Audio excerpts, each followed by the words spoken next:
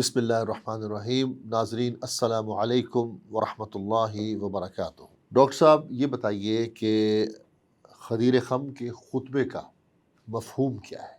بسم اللہ الرحمن الرحیم۔ ہم نے کہا کہ اس میں ایک جملہ جو ہے بہت اہم ہے، جس کو بہت کوٹ کیا جاتا ہے، اور اس سے ایک ایسا مفہوم نکالا جاتا ہے جو نکلتا نہیں ہے۔ من کنت مولا فعلی المولا، یہاں پہ ولایت کا تذکرہ ہے، یہ بات ٹھیک ہے، مولا کا ذکر ہے نا، تو مولا کا روٹ ورڈ اور پھر ولایت ہے۔ جی تو آپ صلی اللہ علیہ وسلم نے کہا کہ تمہارا ایک ولایت کا تعلق ہونا چاہیے حضرت علی سے، تو جس کا مجھ سے تعلق ولایت ہے اس کا حضرت علی سے بھی ولایت کا تعلق ہونا چاہیے۔ واو لام یا، یہ بنتا ہے نا اس کا روٹ ورڈ۔ تو اب یہاں ولایت سے مراد کون سی ولایت ہے؟ تو بعض لوگوں نے یہاں مراد ولایت خلافت لے لی، ہم نے کہا وہ غلط ہے۔ اس کی وجہ یہ ہے کہ اس خطبے کا جو کنٹیکسٹ ہے وہ یہ بتا رہا وہ یہ بتا رہا ہے کہ یہاں ولایت سے مراد ولایت حب ہے، ولایت حب، ولایت محبت ہے۔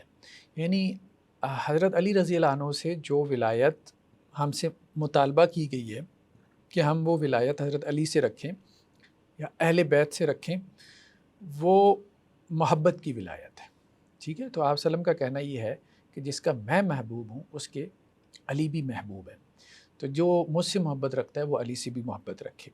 اچھا، یہاں پہ انہوں نے اردو حاشیے میں سنن ترمذی کے ترجمہ، یہ دارالدعوہ نئی دلی سے پبلش ہوا ہے ان کی تحقیق کے ساتھ، اس میں یہ ہے کہ ایک روایت اور لے کے آئے کہ حضرت اسامہ رضی اللہ عنہ نے، مطلب ایسے جیسے کوئی اختلاف ہو جاتا ہے تو اس میں حضرت علی سے کہہ دیا تھا کہ آپ میرے مولا نہیں ہیں، میرے مولا تو رسول اللہ صلی اللہ علیہ وسلم ہے، ٹھیک ہے، آپ میرے محبوب نہیں ہیں، میرے محبوب تو اللہ کے رسول ہیں۔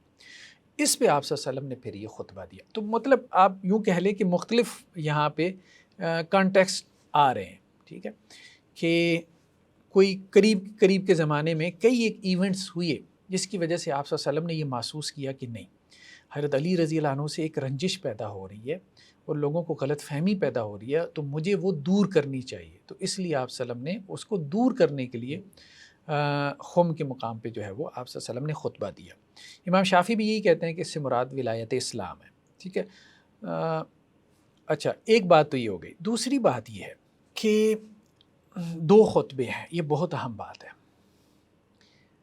ایک خطبہ حجۃ الوداع ہے، ٹھیک ہے،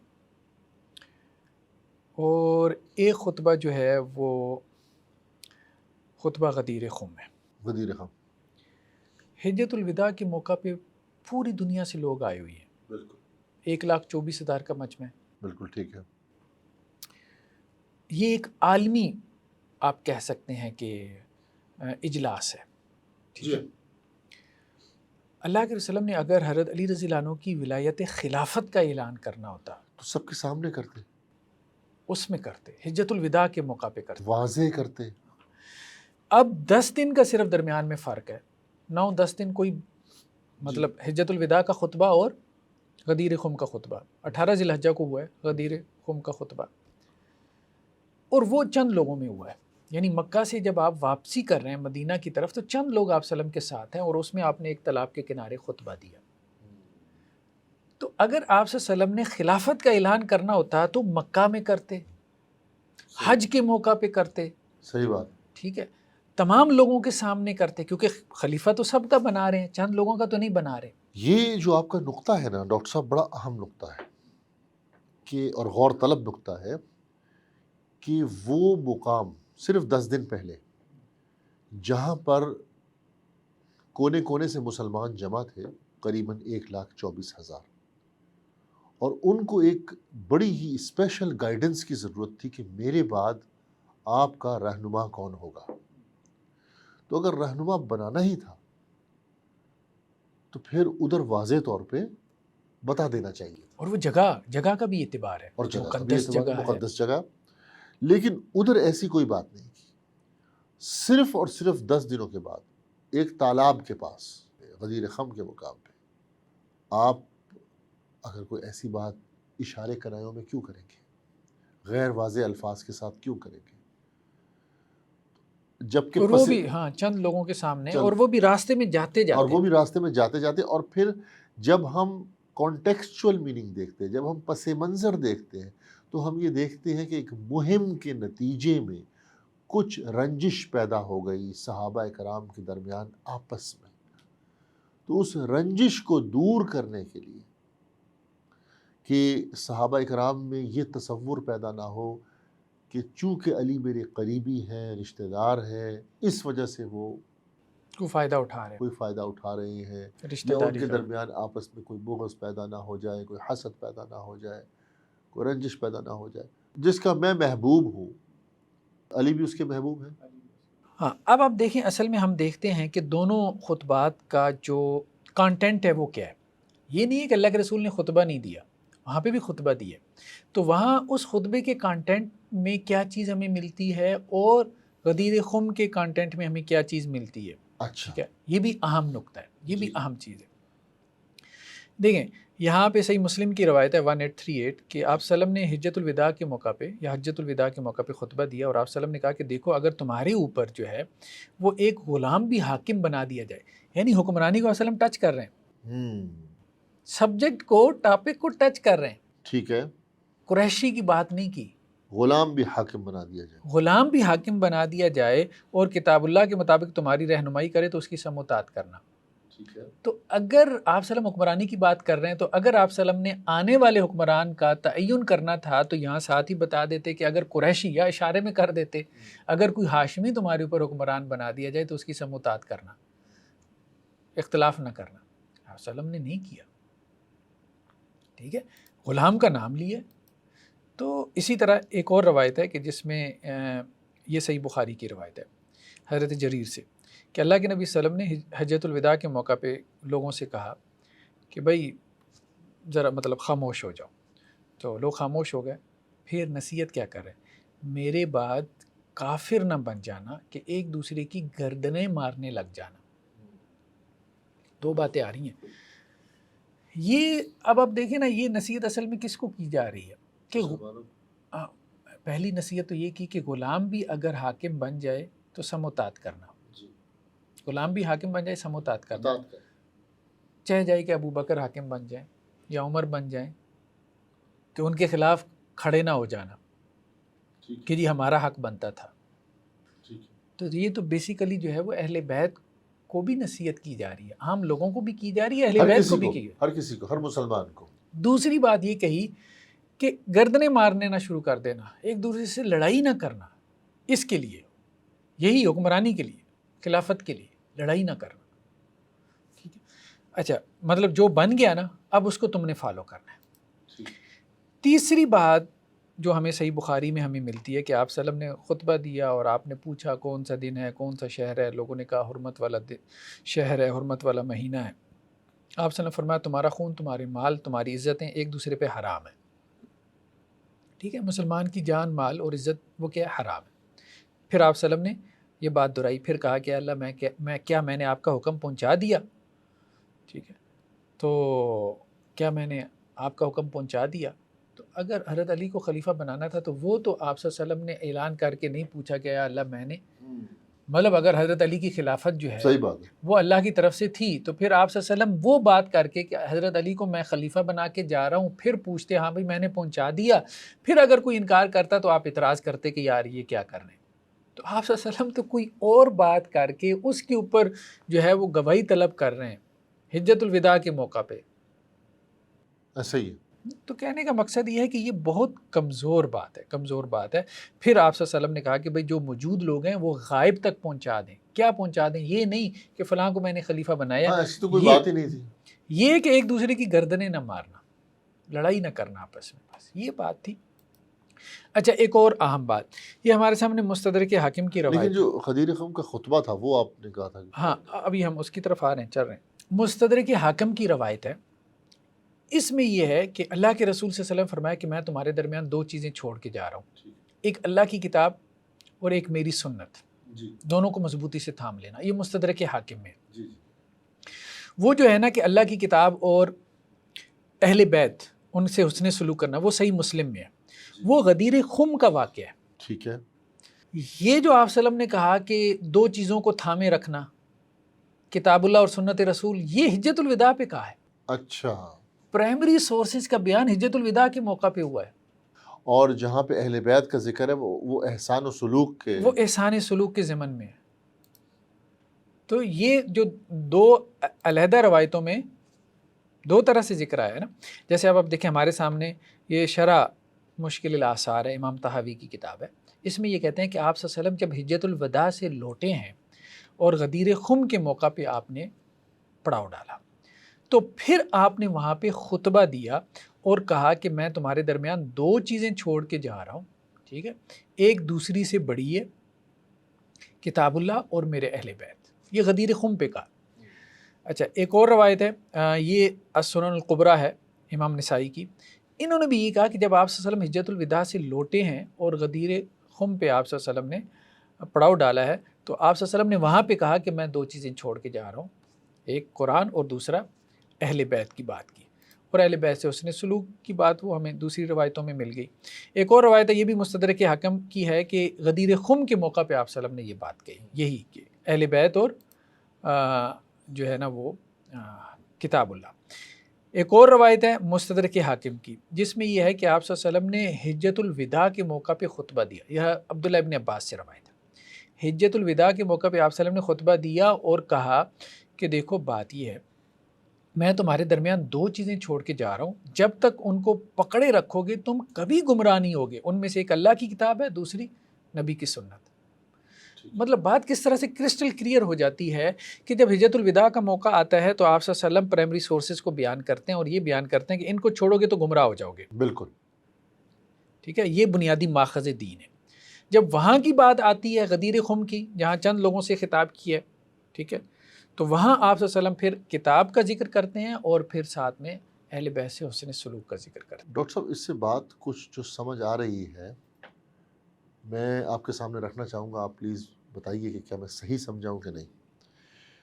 حجت الوداع جب پورے عالم سے جو بھی اس وقت مسلمان موجود تھے سب جمع تھے، ان کو جب دین سمجھانا تھا، دین سے متعلق مصادر شریعت کہہ لیں، پرائمری سورسز آف شریعہ کہہ لیں، تو اس وقت تو کتاب و سنت کی بات ہوئی کہ اس کو تھامے جی رکھیں۔ ایسے ہی اور صرف 10 دنوں کے بعد غدیر خم کے موقع پہ جب چند صحابہ موجود تھے اور ایک کانٹیکسچول میننگ کے ساتھ ہم اس واقعے کو سمجھیں اور اہل بیت سے محبت، احسان و سلوک کا والا معاملہ جو تھا وہ مطلوب تھا، تو اس وقت کتاب اللہ اور اہل البیت کی بات ہوئی۔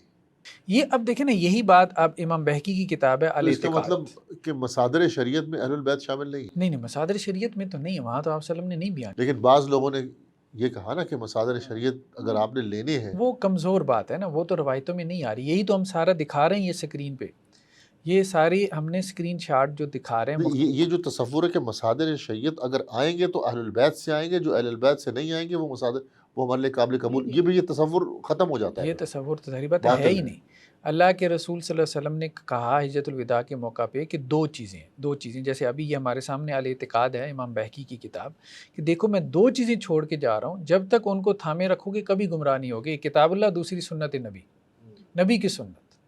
تو ائمہ جو ہے وہ نبی تو نہیں ہے، ٹھیک ہے، ہاں باقی ان کے ساتھ حسن سلوک کا حکم دیا وہ ٹھیک ہے، ان کے ساتھ محبت کرنے کا حکم دیا وہ ٹھیک ہے، لیکن ان ان سے کے پاس دین بھی تو تھا نا، بغض نہ رکھنے کا حکم دیا وہ ٹھیک ہے، ان کے پاس دین بھی تو تھا نا، اگر ان کے ذریعے ہمیں دین ملتا ہے تو ہمیں کوئی ایشو نہیں ہے۔ دیکھیں نا، اللہ کے رسول صلی اللہ علیہ وسلم کے صحابہ سے ہمیں جو ہے نبی صلی اللہ علیہ وسلم کی سنت مل رہی ہے تو ہم لیتے ہیں، تو اہل بیت سے ملے گی تو کیوں نہیں اور ہم نے لیں گے؟ لی بھی ہے، ہاں لی بھی ہے، کتنے ایسا نہیں۔ احادیث کے راوی ہیں، حضرت علی رضی اللہ عنہ ہیں، حضرت عبداللہ ابن عباس ہیں، یہ جو روایتیں ابھی ہم بیان کر رہے ہیں، ٹھیک ہے، حضرت عبداللہ ابن عباس سے اور اس کے بعد اہل البیت کے اندر کتنے بڑے بڑے علماء پیدا ہوئے، بہت بڑے بڑے علماء، بہت بڑے بڑے علماء ہیں، بڑے بڑا نام ہے، بہت بڑے۔ حضرت علی رضی اللہ عنہ سے خود بڑا فقیہ کون ہوگا؟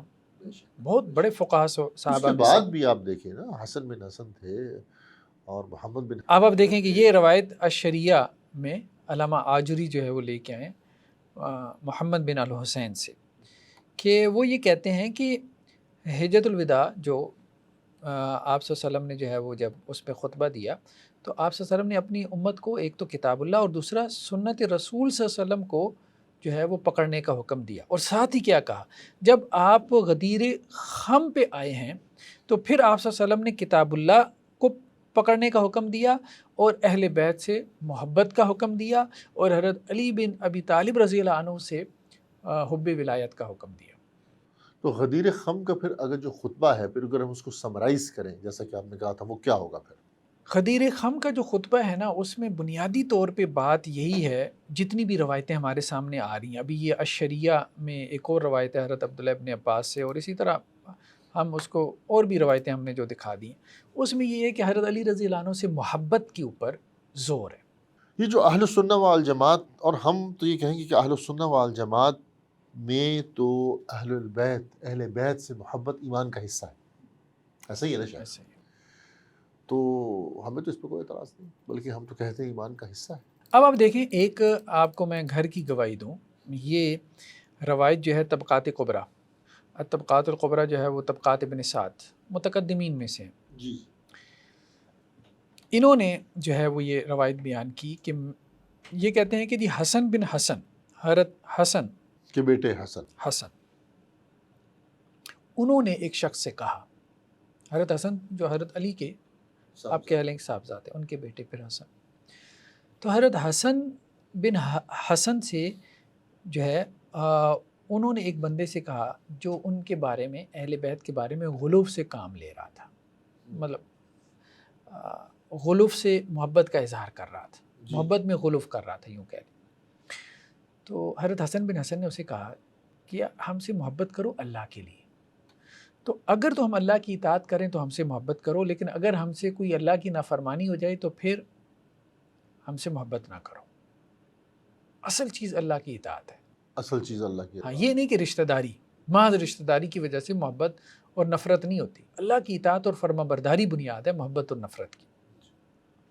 تو اس شخص نے کہا کہ یہ کیا بات ہوئی، انکم قرابت رسول اللہ صلی اللہ علیہ وسلم اہل بیت، آپ اہل بیت ہیں، آپ صلی اللہ علیہ وسلم کے رشتہ دار ہیں، یہی کافی ہے۔ وہی بات کی نا۔ تو انہوں نے کہا بھائی یہ جو تم بات کر رہے ہو نا، یہ ٹھیک نہیں ہے، اگر آپ صلی اللہ علیہ وسلم کی رشتہ داری اگر فائدہ دیتی نا، تو اور بہت سے لوگ ہیں جن کو آپ صلی اللہ علیہ وسلم کی رشتہ داری فائدہ دیتی، مطلب ابو لہب کو دیکھ لو، جی جی جی، ٹھیک ہے، آپ صلی اللہ علیہ وسلم کے چچا تھے، لیکن رشتہ داری نے کوئی فائدہ نہیں دیا۔ ایسا ہی ہے۔ فائدہ کیا چیز دے رہی ہے؟ ایمان اور عمل، ایمان اور عمل جو ہے وہ فائدہ دے رہا ہے۔ پھر ساتھ میں یہ بھی کہا کہ دیکھو بات یہ ہے، میں تو یہ سمجھتا ہوں کہ اگر ہم میں سے کوئی ایک، اہل بیت میں سے کوئی ایک نیکی کرے گا تو اللہ تعالیٰ اس کو 2 گنا اجر دیں گے، اور اگر گناہ کرے گا تو اللہ تعالیٰ اس کو 2 گنا سزا بھی دیں گے۔ اچھا، حسن بن حسن یہ کہتے تھے؟ ہاں، اور یہ قرآن میں بھی ایک جگہ ہے نا، سورہ احزاب میں ازواج مطہرات کے حوالے سے ہے نا، اچھا، کہ اگر تم میں سے کوئی ایک جو ہے وہ اللہ کی نافرمانی کرے گی تو اس کے لیے 2 گنا عذاب ہے۔ اچھا، ہاں، تو اہل بیت کے لیے اگر جو ہے وہ 2 گنا ثواب ہے تو 2 گنا عذاب بھی ہے۔ اچھا، یہ تو ایک اجتہادی مسئلہ ہے، تو آپ کیا سمجھتے ہیں ایسا ہے؟ نہیں، ازواج مطہرات کے لیے تو خود قرآن میں آ گیا نا، اس کو قیاس کر سکتے ہیں باقی اہل بیت کے اوپر؟ ظاہری بات ہے کہ وہ بھی تو اہل بیت ہی ہے نا، ایک ہی بات ہے۔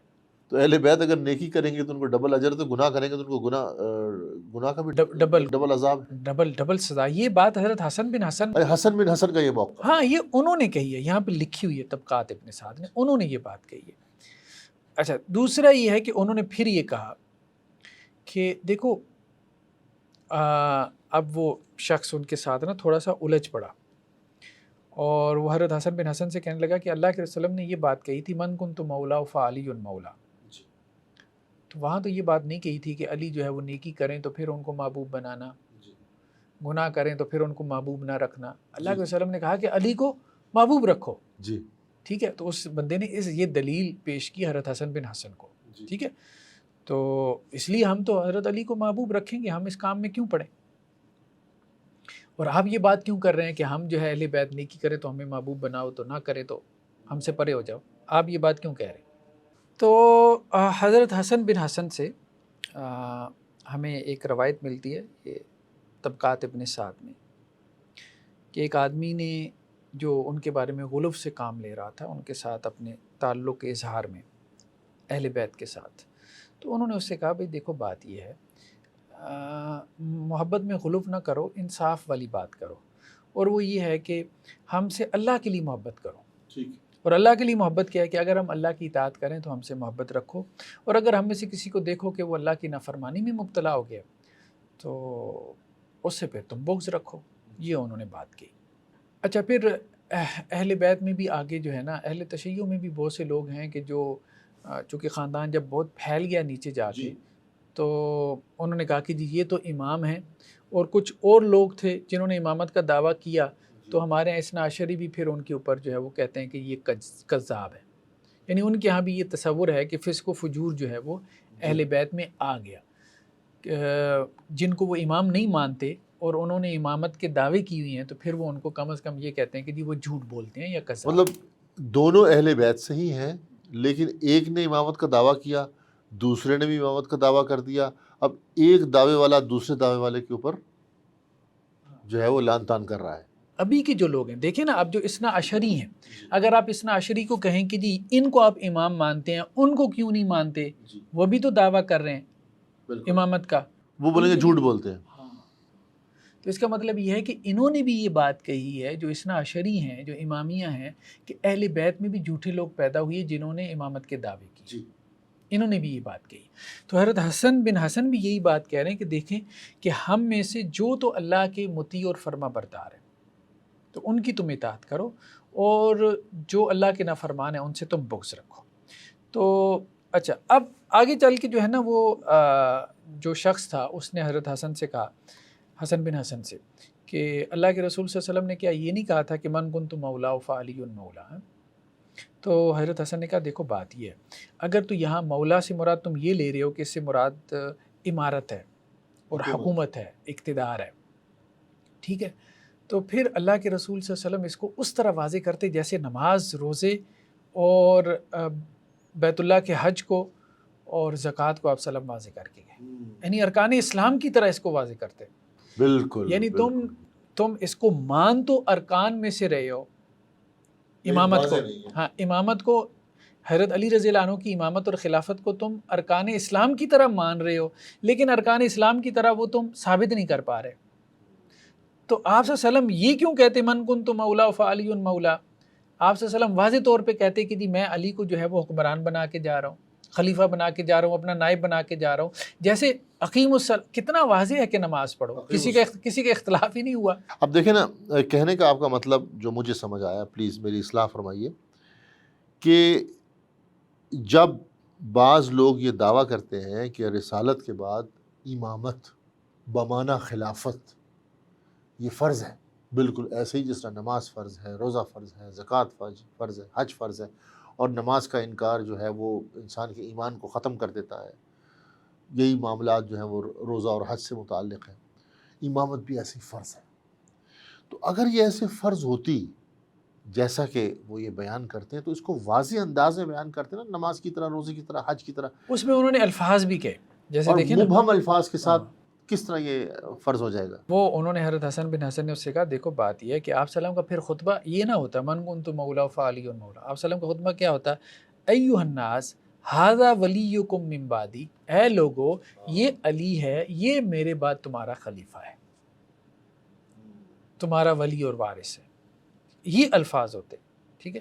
لیکن آپ صلی اللہ علیہ وسلم نے ان الفاظ سے نہیں کہا. اچھا، دوسری بات انہوں نے کہی، چلو دیکھو یہ بھی مان لیا کہ جی تم یہ کہتے ہو کہ جی اشارے کنائے میں بات کی. اشارے کنائے میں حضرت علی کو بات سمجھ میں آئی تھی، ظاہری بات ہے آئی تھی، یہ تو نہیں کہیں گے کہ نہیں آئی تھی. تو حضرت حسن بن حسن نے کہا دیکھو بات یہ ہے، حضرت علی کو اگر یہ بات سمجھ میں آ گئی کہ اللہ کے وسلم ان الفاظ سے مجھے خلیفہ بنا کے جا رہے ہیں، تو آپ صلی اللہ علیہ وسلم نے تو ان کو خلیفہ بنا دیا، اور حضرت علی نے وہ خلافت حوالے کر دی. وہ فرض پورا نہیں کیا جو آپ صلی اللہ علیہ وسلم ان کو دے کے گئے ہیں وہ انہوں نے آگے ٹرانسفر کر دیا.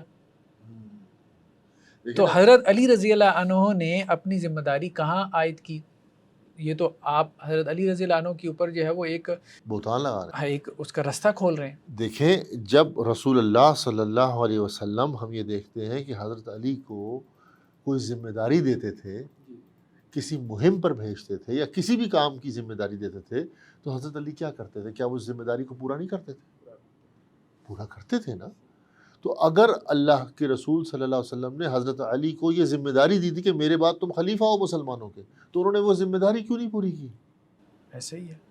یہ تو آپ تعان حضرت علی پہ بھی کر رہے ہیں. नाउज़ बिल्लाह। देखिए نا, حضرت امیر معاویہ رضی اللہ عنہ کا جب معاملہ ہوا تو انہوں نے سٹینڈ لیا نا حضرت علی نے, بالکل لیا. جنگ و جدال تک معاملہ آیا. بالکل. تو بات یہ ہے کہ ایسا معاملہ نہیں تھا, تو یہاں پہ بھی وہ لے سکتے تھے. اگر کوئی ایسی بات ہوتی تو بات تھی نہیں. ڈاکٹر صاحب مجھے پلیز یہ بھی سمجھائیے, سیدنا امیر معاویہ کے ساتھ جب معاملہ ہوا, چونکہ حضرت علی اس وقت خلیفہ بن چکے تھے, لوگوں نے ان کے ہاتھ پہ بیعت کر لی تھی, تو حضرت علی یہ سمجھتے تھے کہ جب میں خلیفہ ہوں تو فلانے اتنے بڑے علاقے کے جو مسلمان ہیں اب وہ میری ہاتھ پر بیعت کریں, بالکل, اور اگر وہ نہیں کر رہے تو میں ان کے خلاف لڑوں گا. ایسا ہی ہے, بالکل. تو وہ لڑے, لڑائی کی ابتدا بھی کی انہوں نے, تو ادھر کیوں نہیں لڑائی کی؟ ایسا ہی ہے نا. اور رسول اللہ صلی اللہ علیہ وسلم کی دی ہوئی اتنی بڑی ڈیوٹی چھوڑ دی. تو یہ بالکل بے بنیاد بات. دیکھیں حضرت حسین رضی اللہ عنہ, یہ کہہ سکتے ہیں کہ جی تھوڑے تھے. حضرت حسین رضی اللہ عنہ کتنے تھے, ان کے ساتھی بہت کم تھے, 72 کہتے ہیں نا, ان میں آدھے بچے اور عورتیں 72 تھے. تو 72 اگر حضرت حسین رضی اللہ عنہ کو مل گئے تھے تو حضرت علی کو نہ ملتے. کہنے کا مقصد یہ ہے. تو حضرت حسین جو ان کی اولاد میں سے ہیں وہ اگر نکل سکتے ہیں, جی, تو گویا کہ حضرت علی رضی اللہ عنہ نے حق سمجھا ہی نہیں. جی جی جی, انہوں نے یہ نہیں سمجھا تھا کہ خلافت میرا حق ہے. بالکل. اگر انہوں نے سمجھا ہوتا تو وہ سٹینڈ لیتے اور اس وقت نکلتے. ان الفاظ کا مطلب یہ ہے حضرت علی سے محبت رکھنا. اور یہی بات حضرت علی رضی اللہ عنہ کو سمجھ آئی تھی, یہی اہل بیت کو سمجھ میں آئی ہے, یہی ان احادیث کے کانٹیکٹ سے ہمیں معلوم ہو رہی ہے, اور یہی بات جو ہے وہ بالکل کلیئر کٹ کرسٹل کی. اچھا, ایک اور بات, صحیح بخاری میں ایک روایت ہمیں ملتی ہے 7217 کہ آپ سے حضرت عائشہ رضی اللہ عنہ سے یہ روایت مروی ہے کہ آپ صلی اللہ علیہ وسلم نے کہا, اس میں آخر میں یہ الفاظ ہیں, لمبی چوڑی روایت ہم نہیں جاتے, ایپیسوڈ لمبا ہو جائے گا, کہ آپ صلی اللہ علیہ وسلم نے کہا کہ میرا ارادہ ہے کہ میں ابو بکر اور اس کے بیٹے کو بلاؤں, حضرت ابو بکر اور ان کے بیٹے کو بلواؤں اور انہیں خلیفہ بنا دوں, تاکہ کسی دعویٰ کرنے والے یا خواہش رکھنے والے کے لیے گنجائش باقی نہ رہے. یہ بخاری کی روایت, صحیح بخاری کی روایت ہے. لیکن پھر میں نے سوچا کہ اللہ خود کسی دوسرے کی خلافت کا انکار کر دے گا اور مسلمان بھی کسی دوسرے کو خلیفہ نہیں بننے دیں گے. تو یہ تو حضرت ابوبکر کی خلافت کی ایک طریقے کی نومینیشن نہیں ہے, نومینیشن ہی ہے. تو پھر بچتا کیا ہے؟ آپ صلی اللہ علیہ وسلم نے یہ مطلب آخری ایام ہے, آپ صلی اللہ علیہ وسلم کے آخر ایام ہے, آخر ایام میں آپ صلی اللہ علیہ وسلم نے یہ بات کہی ہے کہ میں ابو بکر صدیق کو بلاؤں, ہاں, اور ان کے بیٹے کو بھی بلواؤں اور ان کو خلافت نامینیٹ کر. لیکن پھر میرے ذہن میں یہ خیال آتا ہے کہ میں معاملہ چھوڑ دوں, اس لیے چھوڑ دوں کہ اللہ بھی راضی نہیں ہوگا ابو بکر کے علاوہ پہ, اور مسلمان بھی راضی نہیں ہوں گے. یعنی ہو ہی جانا ہے, یہ ہو ہی جانا, مطلب یہ طے شدہ ہے. اچھا, ایک اور روایت یہ ہمارے سامنے ہے, بخاری کی روایت ہے ماشاءاللہ. اچھا, یہی روایت ذرا اور واضح انداز میں ہمارے سامنے مسند احمد میں ہے کہ آپ صلی اللہ علیہ وسلم نے جو ہے فرمایا, بلکہ یہ کہا کہ بلا کے لاؤ میرے لیے جو ہے نا وہ ابو بکر کو اور ان کے بیٹے کو. حضرت عائشہ سے کہا کہ اپنے والد کو اور اپنے بھائی کو میرے لیے بلا کے لاؤ, حتی اکتب لابی بکر کتابا. وہ کہتے ہیں نا لکھوانا چاہتے تھے آپ صلی اللہ علیہ وسلم. یہاں سے دیکھیں آپ صلی اللہ علیہ وسلم کیا کہہ رہے ہیں, ابو بکر کو اور ان کے بیٹے کو بلا کے لاؤ تاکہ میں ان کے لیے ایک تحریر لکھ دوں. وہ حدیث کرتاس میں یہی تھا نا کہ حضرت عمر نے لکھنے نہیں دیا. آپ سوال پوچھیں گے انشاءاللہ تعالی. تو وہ آپ صلی اللہ علیہ وسلم کس کے لیے لکھوانا چاہ رہے تھے؟ تو آپ صلی اللہ علیہ وسلم فرمایا اکتب لابی بکر, ابو بکر کے لیے میں ایک تحریر لکھ دوں. اچھا, بخاری میں کیا تھا کہ میں ان کو خلیفہ بنا دوں, یہاں پہ یہ ہے کہ میں ابو بکر کے لیے ایک تحریر لکھ دوں. سیم بات ہے, ایک دوسرے کو سپورٹ کر رہی ہیں, کہ وصیت بھی لکھ دوں. پھر کہا کہ فإنی اخاف ان یقول قائل ویتمنی متمن, کیونکہ مجھے یہ اندیشہ ہے کہ کوئی بندہ کھڑا ہو کے یہ کہے کہ میں خلیفہ ہوں, یا کوئی کسی کے اندر خواہش ہوگی دبی دبی کہ مجھے بنا دیا جائے, ٹھیک ہے, اور وہ یہ کہ انا اولا, میں ابو بکر سے زیادہ بہتر ہوں, تو اس لیے میں یہ کہہ رہا ہوں کہ میں لکھوا جاؤں. لیکن پھر کہا کہ وَيَأْبَى اللَّهُ عَزَّ وَجَلَّ وَالْمُؤْمِنُونَ إِلَّا أَبَا بَكْرٍ, چھوڑو رہنے دو, اللہ بھی راضی نہیں ہوگا اور مومن بھی راضی نہیں ہوگے ابو بکر کے علاوہ. تو یہ دیکھیں ڈاکٹر صاحب, یہ کانٹیکس ہے کہ جس میں جو ہے وہ ہم اس بات کو سمجھ سکتے ہیں کہ واضح روایتیں موجود ہیں. یہ واضح انداز ہے. غدیر خم میں یہ واضح یہ واضح کلیئر کٹ ہے. یہ واضح. اچھا ڈاکٹر صاحب دیکھیں، مجھے جو بات سمجھ آتی ہے نا، حسن بن حسن رحمہ اللہ کی بات جو ہے وہ بڑی اہم ہے. حضرت حسن کے بیٹے تھے، اہل بیت میں سے تھے، کہ اگر حضرت علی کو خلیفہ بنانا مطلوب تھا تو کوئی واضح روایت ہوتی نا. مبہم انداز میں رسول اللہ صلی اللہ علیہ وسلم کیا بیان کریں گے؟ مسلمانوں کا حکمران بنانا ہے. اور پھر یہ بات آپ کو تو سمجھ آ رہی ہے، کیا حضرت علی کو یہ بات سمجھ آئی؟ پھر دیکھیں، اگر رسول اللہ صلی اللہ علیہ وسلم کسی چیز کی نومینیشن کر دیں تو اب وہ تو واجب ہو گیا نا، تو اس واجب کو ادا کیوں نہیں کیا حضرت علی نے؟ اگر انہیں سمجھ آئی تھی تو انہوں نے نہیں سمجھا. اگر انہیں سمجھ آ گئی یہ نہیں تھی، سمجھا تھا جو مفہوم آپ سمجھانا چاہ رہے ہیں. دیکھیں نا، رسول اللہ صلی اللہ علیہ وسلم اگر کسی صحابی کو کوئی ذمہ داری دیں تو اس ذمہ داری کو پورا کرنا واجب ہے نا. ایسے ہی ہے، ایسے ہی. تو اگر حضرت علی کو واقعی نومینیٹ کر دیا تھا اور حضرت علی کو یہ بات سمجھ آ گئی تھی تو انہوں نے واجب چھوڑ دیا. ایسا کیسے ہو سکتا ہے؟ حدیثوں میں ہے کہ آپ صلی اللہ علیہ وسلم نے حضرت عثمان رضی اللہ عنہ کو کہا تھا کہ اللہ تعالیٰ قمیص پہنائیں گے، اتارنی نہیں ہے. حضرت عثمان جو ہے وہ آخر وقت تک جب اتاری نہیں انہوں نے قمیص. ہاں، وہ قمیص سے مراد یہی تھی خلافت. ٹھیک ہے. تو جب بلوائی آ گئے اور انہوں نے کہا کہ آپ چھوڑ دیں، خلافت چھوڑ دیں، تو وہ یہی بات بیان کرتے تھے کہ اللہ کے رسول صلی اللہ علیہ وسلم نے یہ ذمہ داری دی ہے. یہ تھا واضح انداز. بالکل. دوسری انداز مثال تھی حضرت عثمان کو، جو رسول اللہ صلی اللہ علیہ وسلم نے کہا تھا کہ آپ کو قمیص پہنائی جائے گی اور آپ نے وہ اتارنی نہیں ہے، تو لہٰذا وہ یہی کہتے رہے کہ آپ چھوڑ دیں خلافت، انہوں نے نہیں چھوڑی. تو یہ بات بڑی عجیب سی لگتی ہے کہ ایک طرف حضرت علی کی زندگی میں ہم ایک رویہ یہ دیکھتے ہیں کہ جب مسلمانوں نے ان کے ہاتھ میں بیعت کر لی، وہ خلیفہ بن گئے، تو انہوں نے کتنا بڑا سٹینڈ لیا. انہوں نے خود آفنس لانچ کیا. آج کل کی لینگویج میں میں استعمال کروں کہ میں خلیفہ ہوں، آپ نے اگر ہمارے ہاتھ میں بیعت نہیں کی تو آپ کے خلاف جنگ ہوگی. تو یہ جنگ اس وقت کیوں نہیں کی؟ کیونکہ واجب تو اس وقت بھی تھا. پھر تو یہ میرے خیال میں بے بنیاد سی بات ہے، ایسے خواہ مخواہ جو ہے نکالی گئی ہے کھینچتان کی. کھینچتان کی نکالی گئی ہے. بالکل صحیح بات ہے. ڈاکٹر صاحب آپ کا بہت بہت شکریہ. آپ نے ماشاءاللہ غدیر خم سے متعلق بڑی اچھی وضاحت کی اور ہم کو بھی یہ بات سمجھ آ گئی اور انشاءاللہ تعالی سامعین کو بھی یہ بات مکمل طور پہ واضح ہو گئی ہے. جزاک اللہ الخیر. ناظرین، انشاءاللہ ہم آپ کے پاس نئے سوال کے ساتھ حاضر ہوتے ہیں. السلام علیکم ورحمۃ اللہ وبرکاتہ.